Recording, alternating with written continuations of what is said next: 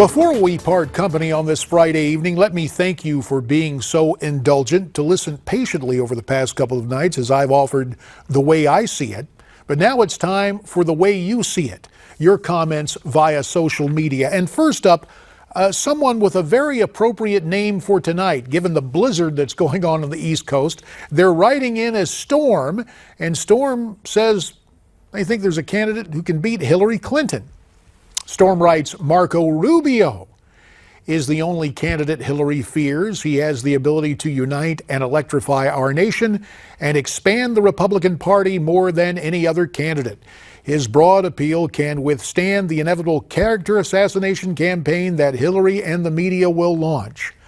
Wake up, America. Vote for Rubio. Storm, that may be the way you see it. With all due respect, Marco Rubio has to overcome a couple of reversals on the border and on illegal immigration and on the amnesty bill he sponsored as part of the Gang of Eight. But we appreciate what you had to say, Storm. Next up, it's Chuck, who writes in about what he thinks about when he hears the word evangelical. Writes to me, JD, I keep hearing evangelical. I was baptized in a river in Arkansas at age 13. That was 60 years ago. That day, I became a Christian. I've been one since. Mark 16:15, Jesus tells us to go into the world preaching the gospel. Would that not make all Christians evangelists?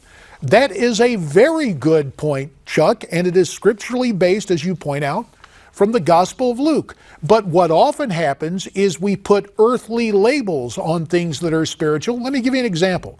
One of my favorite Old Testament books is Micah. One of my favorite verses is Micah 6:8. And yet, when people study the Bible, they refer to Micah as, quote, one of the minor prophets. I think we could all agree, if someone is anointed as a prophet, that's not minor in any way. And it's the same thing with the definition evangelical. It differs with an earthly sense and a political sense in terms of those who are very active in evangelizing, in stark contrast to some of the mainline denominations and, again, those earthly labels that people inevitably put on different spiritual expressions. Next up, it's John, writing in about the battle between Donald Trump and Ted Cruz. He writes, I believe Trump has touched a nerve with mainstream America, yet I'm not certain that the majority of his supporters will actually go to the voting booth. Ted Cruz, on the other hand, has a strong group of supporters who understand it only happens if you vote. My guess would be that Cruz will trump the Donald. And finally, it's Laverne writing in on the same topic. She asked, do you think a Trump-Cruz ticket is still possible with all the vitriol between the two now? Especially now that Trump believes Cruz is ineligible to run.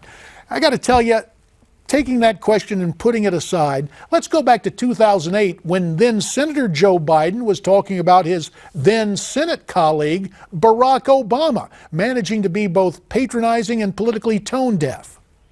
I mean, you got the first sort of mainstream African American who was articulate and bright and clean and a nice-looking guy. I mean, that's a storybook, man. And completing the storybook, those two ended up on the same ticket. So I guess it can work out. Stay brave, stay free, stay tuned.